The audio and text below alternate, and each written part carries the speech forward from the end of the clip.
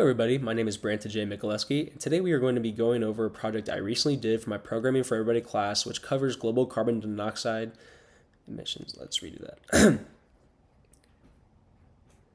Hello everybody, my name is Branta J. Mikuleski, and today we are going to be going over a project I recently did for my Programming for Everybody class, which covers global carbon dioxide emissions.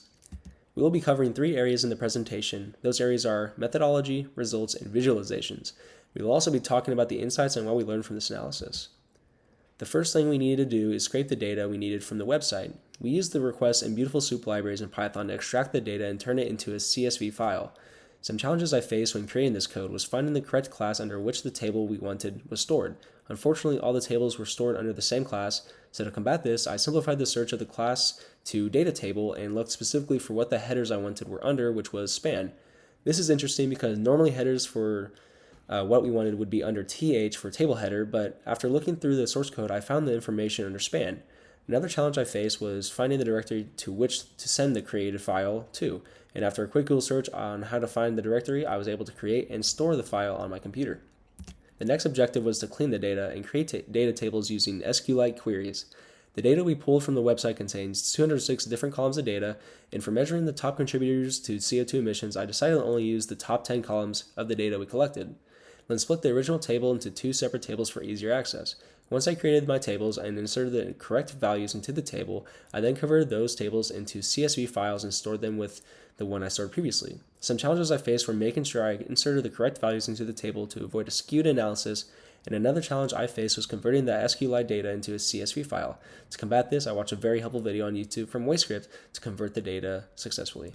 Next, we can now analyze the data I just created and figure out the mean, median, mode, and standard deviation. Unfortunately, I was unable to find a way to use the normal data frame stat functions because when I pulled the data out of the CSV file, it did not convert as integers but instead as a string. To combat this, I paired up with ChatGPT to create a function that would turn the values received into integers able to be used in the formulas for analysis. Finally, we were able to create the visualizations from the data, so similar story to the challenges I faced in our statistical analysis, the plotting functions needed integers in order to create a graph.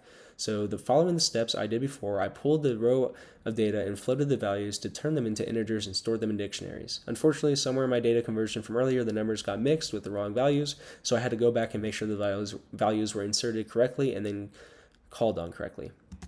Here we can see the results of the statistical analysis, and keep in mind this data is only reflecting the top 10 countries contributing to CO2 emissions. While these stats are fun to look at and compare, I feel the real analysis is in the visualizations. Here we can see the visualizations I created, and we can interpret that China leads the world in CO2 emissions produced, as they have the highest recorded CO2 emissions and the biggest share of CO2 emissions.